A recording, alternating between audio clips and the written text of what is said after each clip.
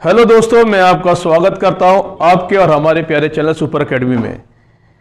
कल हमने पोषण के भाग 5 में हमने रेस्पिरेटरी सिस्टम के बारे में जाना था, श्वसन प्रणाली के बारे में जाना था और उस भाग के अंदर हमने एक एक अंग के बारे में आपको संक्षिप्त में समझाया कि वो अंग क्या काम करता है।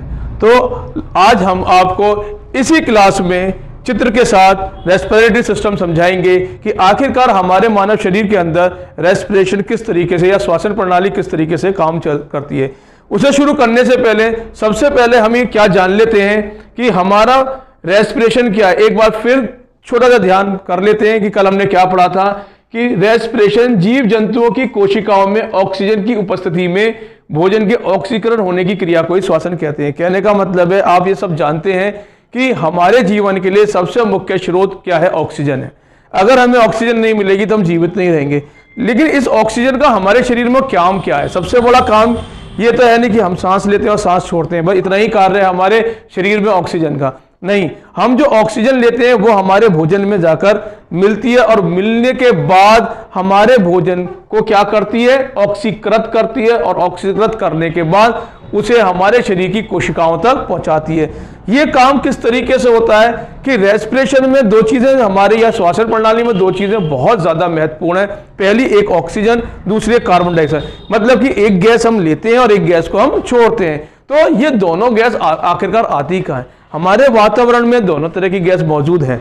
ठीक है, हम जो वातावरण से लेते हैं वो ऑक्सीजन गैस होती है और जो हम अपने शरीर से बाहर छोड़ते हैं वो कार्बन डाइऑक्साइड होती है। तो कार्बन डाइऑक्साइड आखिरकार हमारे शरीर में कहां से आती है? हमारे शरीर के अंदर बनती तो है नहीं। तो हमारा शरीर ऊर्जा से चलता है।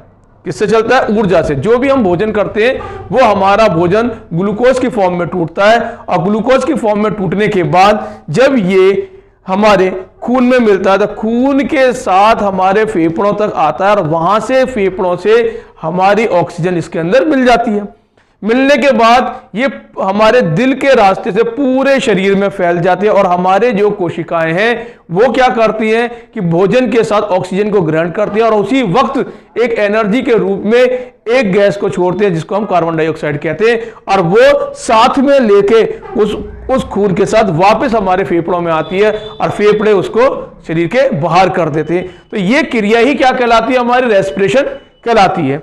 हमने कल दो बात और जानी कि हमारा जो श्वसन प्रणाली है वो बाहरी और आंतरिक दोनों तरीके से कार्य करता है। बाहरी मतलब नाक से सांस लेना और नाक से सांस छोड़ना ही बाहरी क्या है, श्वसन क्रिया है। लेकिन आंतरिक श्वसन क्रिया में हमने क्या जाना था कि वो गैस, वो ऑक्सीजन हमारे भोजन में मिलकर हमारे भोजन को क्या करती है, तोड़ती है और तोड़ने के बाद ऑक्सीकृत करने के बाद एक कार्बन डाइऑक्साइड, एक हाइड्रोजन और क्या पानी को अलग कर देती है। तो हमने कल की क्लास के अंदर एक बात और जानी थी कि इसमें मुख्य भाग कौन कौन से हैं। हमारे श्वसन प्रणाली में मुख्य भाग कौन कौन से? तो हमने उस क्लास में जाना था कि नासा छिद्र, नासिका छिद्र, नासिका कपाट, ग्रासनी और स्वरतंत्र हमारे क्या नाम है, मानव श्वसन मार्ग के अभिन्न हिस्से हैं। चलिए आज हम थोड़ा सा चित्र में ये देखते हैं कि ये सब किस तरीके से होता है। देखिए, अगर हम मानव चित्र को देखें तो हमारे सबसे पहली बात क्या आती है, नासा छिद्र। नासा छिद्र का मतलब नॉस्ट्रिल। ये जो छेद हमारी नाक में होते हैं इन्हीं को हमने क्या कहा है, नासा छिद्र कहा है। ठीक है, नासा छिद्र ये। तो इसमें इसके साथ एक और चीज हमें जानने योग्य है कि नासा छिद्र, इसके बाद आप देखेंगे छिद्र के अंदर कि यहां पर हमको नासा मार्ग दिखाया गया है। नासा मार्ग जिसको नेसल कैविटी के नाम से हम जानते हैं। और इसके बाद हम जब थोड़ा सा और नीचे आते हैं तो यहां पर आप देखिए क्या होती है, एप्लीग्लोटिक्स। एप्लीग्लोटिक्स यहां पर होती है। अब आप एक चीज ध्यान दीजिए इस चित्र के अंदर कि नासा छिद्र भी है और हमारे मुख से भी ये दोनों। तो हम दो प्रकार से हवा को अपने अंदर ले सकते हैं, नाक के रास्ते और मुंह के रास्ते। दोनों जाकर हमारी किससे मिल जाती हैं, आपके ट्रैकिया से मिल जाती है जिसको हम श्वास नली भी कहते हैं। ठीक है, अब ये हमारी क्या है, श्वास नली है। और उसके बाद यहां पर आने के बाद आप ये देख रहे छल्ले नुमे एक इस तरीके से नली का निर्माण होता है, जिसको हम श्वासनी बोलते हैं, जिसका नाम होता है ट्रैकिया। ये एक मुलायम हड्डी का बना हुआ घेरा होता है। इसके बाद ये दोनों ट्रैकिया हमारे दोनों फेफड़ों के अंदर जाकर बट जाती है। बटने के बाद सबसे बड़ी बात है कि हमारे फेफड़ों के अंदर आप ये देख सकते हैं कि ये जो बटी, ये एक छोटी छोटी शाखाओं के अंदर बढ़ गई। देखिए ये सब क्या है, छोटी छोटी शाखाएं, ये सब छोटी छोटी, जिनको हम क्या कहते हैं, ब्रोंकाई। क्या कहते हैं, ब्रोंकाई कहते हैं, जिसको हम श्वासनिकाएं और कुपिकीय वाहिनी के नाम से जाते हैं। कुपनीय वाहिनी हमारी एवोलोई कहलाती है। अब हमारा इसमें क्रिया किस तरीके से हम करते हैं, हम जो भी सांस लेते हैं या जो भी हम गैस को छोड़ते हैं वो नासा छिद्रों से ली जाती है। नासा छिद्रों से जाते में एक चीज का आपने अनुभव किया होगा या देखा होगा कि हमारे नाक में छोटे छोटे बाल होते हैं। इन बालों का क्या कार्य है, सबसे बड़ी बात है कि ये बाल हमारे नाक के अंदर बाहर से आने वाले छोटे छोटे कणों को या हमारे सांस के हवा के साथ आने वाले दूषित पदार्थों को रोकने का कार्य करते हैं। ये यही रोक लेते हैं, एक तरीके से कह लो कि एक छन्नी का काम कर रहे हैं। उसके बाद जो हमारी हवा है या ऑक्सीजन है वो नासा छिद्र से होती हुई और हमारे किसमें आती है, श्वास नली के अंदर आती है। श्वास नली में आने के बाद फिर हमारे रास्ते में इसको क्या मिलती है, श्वासनी। श्वासनी का मतलब ट्रैकिया। ट्रैकिया माने कि कुछ इस तरीके का एक मार्ग जिसमें इस तरीके से छल्ले होते हैं, इस तरीके से छल्ले होते हैं, और ये आगे चलने के बाद फेफड़ों में दो भागों में बट जाती है। दो भागों में बटने के बाद हमारी जो सांस है, जो हमारी हवा है, वो हमारे फेफड़ों के अंदर बारीक बारीक कोशिकाओं में होते हुए, और इस तरीके से देखिए ये जो हमारा रास्ता है ये हमारी क्या है, श्वासनिका है, श्वासनिका है। और अब आप ये देख रहे हैं कि ये यहां पर आके छोटे छोटे गेंद नुमा चीजों में आकर बट रही है। तो यहां पर हमारी जो सांस आती है, जो हमारी हवा आती है, ऑक्सीजन आने के बाद इनके अंदर भरनी शुरू हो जाती है। और ये जो हमारे कुपिकाएं होती हैं, कुपिकाएं हमारे फेफड़ों के बाहरी क्षेत्र से जुड़ी हुई होती हैं। अब इसका लाभ क्या है, जब हमारा भोजन पचता है, भोजन पचने के बाद ग्लूकोज की फॉर्म में क्या नाम है टूटता है, और हमारे किडनी से हमारा खून साफ होने के बाद ऊपर की तरफ आता है, तो हमारा जो खून नलियों द्वारा आता है वो इन फेफड़ों की कोशिकाओं से या फेफड़ों की दीवारों से लगता हुआ चलता है, और वहां से हमारे फेफड़े ऑक्सीजन क्या करते हैं, खून को प्रदान करते हैं, और वो ऑक्सीजनेटेड खून हमारे दिल तक जाता है, और दिल तक जाने के बाद दिल हमारे पूरे शरीर में या संपूर्ण भाग में उसको फैला देता है। तो ये कार्य हमारा रेस्पिरेशन प्रोसेस में होता है।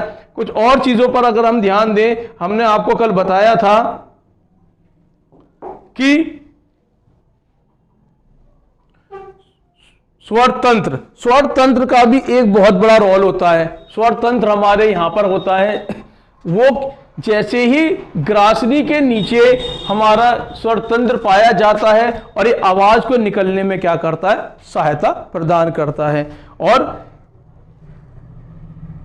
श्वास नली में अभी हमने एक चीज देखी जिसके बारे में ट्रैकिया का नाम लिया। श्वास नली हमारी किस तरीके से होती है, जो गले में स्थित स्वर तंत्र को फेफड़ों से जोड़ती है। क्या करती है, हमारे फेफड़ों से स्वर तंत्र को जोड़ने का काम करती है। इसके द्वारा हमारी जो वायु है फेफड़ों के अंदर तक जाती है। किसकी वजह से, श्वास नली, ट्रैकिया की मदद से, जिसको अभी हमने आपको बताया था कि छल्लेनुमा होती है।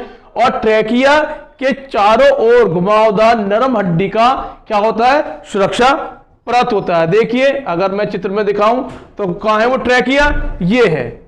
कहां है वो ट्रैकिया हमारी, ये क्या है, हमारी ट्रैकिया है। ठीक है, ये सारे हमारे ट्रैकिया के बारे में बताया गया है। चलिए अब आगे देखते हैं। तो क्या लिखा हुआ है इसके अंदर कि एक नरम हड्डी का सुरक्षा परत होता है, जिसे हम क्या कहते हैं, कार्टिलेज के नाम से जानते हैं। इसको हम क्या बोलते हैं, कार्टिलेज बोलते हैं। और ट्रैकिया आगे जाकर दो भागों में बट जाती है। किस भागों में, दो भागों में। अगर मैं यहां पर आपको बनाकर दिखाऊं कि अगर ये ट्रैकिया है, ठीक है, आगे जाकर ये दो शाखाओं में क्या हो जाएगी, फेफड़े के अंदर इस तरीके से बट जाएगी। ये हमारे फेफड़े के अंदर चली गई। ये मान लीजिए हमारे फेफड़े इस तरीके से अंदर चली जाती है, और जैसे इसको अंदर जाने के बाद ये जो रास्ता है इसको हम क्या कहते हैं, ब्रोंकाई। क्या कहते हैं, ब्रोंकाई। इतना हिस्सा हमारा ट्रैकिया है, ठीक है, और जब ये यहां से फेफड़ों के अंदर दो रास्तों में जाती है इसको हम ब्रोंकाई कहते हैं। और ब्रोंकाई आगे जाने के बाद छोटे छोटी शाखाओं में, बहुत पतली पतली शाखाओं में क्या हो जाती है, बट जाती है।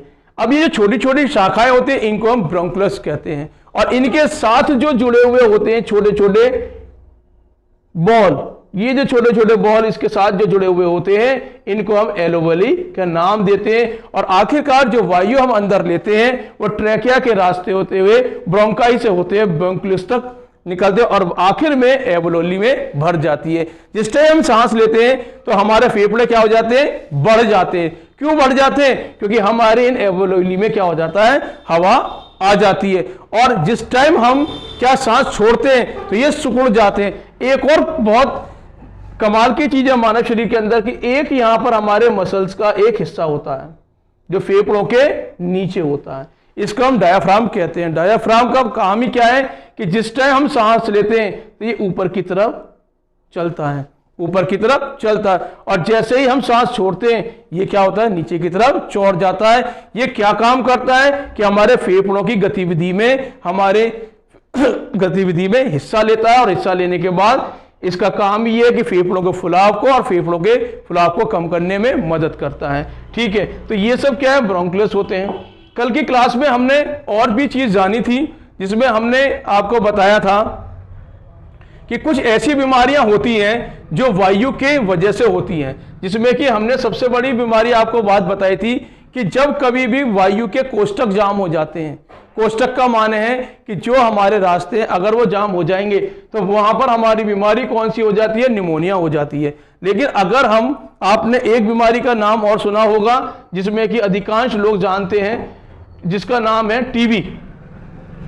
टीबी ये रोग हमारे किसकी वजह से होती है, अगर कोष्ठक के छेद बंद हो जाएं। छेद का मतलब है जिसको हमने कहा आपको एलोवेली का नाम दिया, वो बंद हो जाए तो वो क्या हो जाती है, टीबी का नाम होता है। तो उनके अंदर जो फेफड़े होते हैं, फेफड़ों के अंदर जो एलोवेली होती है, ये हमने जो आपको बताई थी, ये जो छोटी छोटी शाखाओं से जुड़ी हुई है, अगर इनके अंदर भी छेद होना शुरू हो जाएगा, क्या होना शुरू हो जाएगा, छेद होना शुरू हो जाएगा, तो ऐसे में हमारी जो बीमारी बनेगी वो टीबी की बीमारी बनती है। और एक और बात है कि आपने बहुत से लोग देखे होंगे कि अचानक खांसते खांसते उनकी सांस फूल जाती है, दमे का रोग कह देते हैं। तो दमे का रोग का मतलब क्या है कि फेफड़ों के ऊपर एक परत आ जाना, किसकी, बलगम की परत का चढ़ जाना, और उस बलगम की परत की वजह से हमारे जो फेफड़े हैं वो बढ़ने और घटने बंद हो जाते हैं, और जिसकी वजह से बीच बीच में हमको सांस लेने में समस्या पैदा होती है। तो वो कौन सी बीमारी होती है, दमे की बीमारी होती है। तो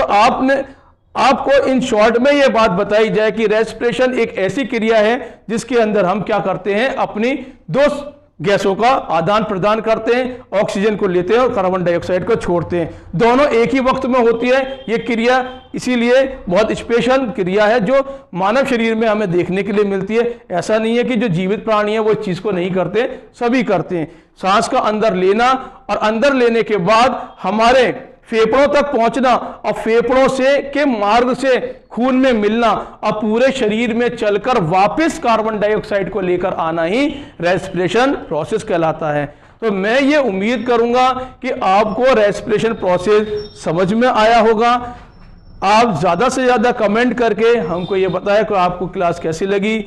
अगली क्लास में हम मानव दिल को लेकर आपके सामने उपस्थित होंगे, उसकी सारी संपूर्ण क्रियाओं को लेकर बेहतरीन डायग्राम के साथ उसको समझाएंगे।